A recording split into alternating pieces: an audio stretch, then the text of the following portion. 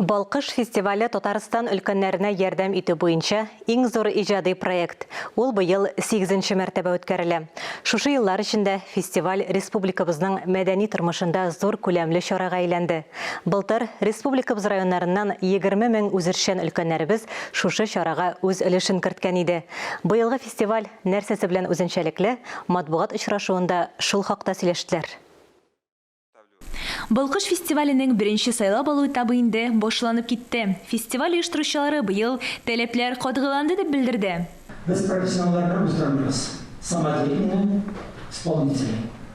Белгілі мәдени қорларда Керансатив, допустим, зор суырдығыр қазаны бар, нәйді, анда бір шылыға мүмкін. Оларда погода ясамылар.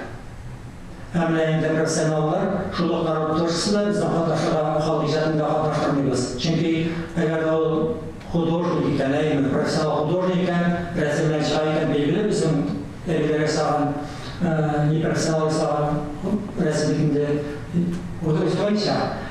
Аларның яшы инде күптән 18 түгел, әмма активлыклары һәм тормышка мәхәббәте буенча алар яшьләргә каршы торырлык. Балқыш фестивалендә өлкәннәр яшәреп китә ди.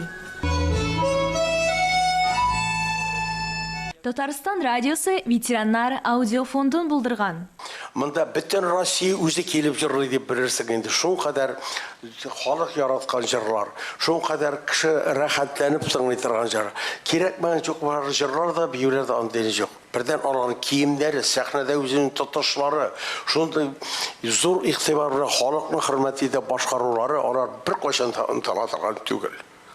Сәнгать кешегә яшәү мәгънәсе ди. Теләсә кайсы өлкән яшьтәге кеше әлеге фестивальдә үзен күрсәтә ала. Миләүшә Гыйльфанова, Искәндәр Төмәнов, Татарстан яңалыклары.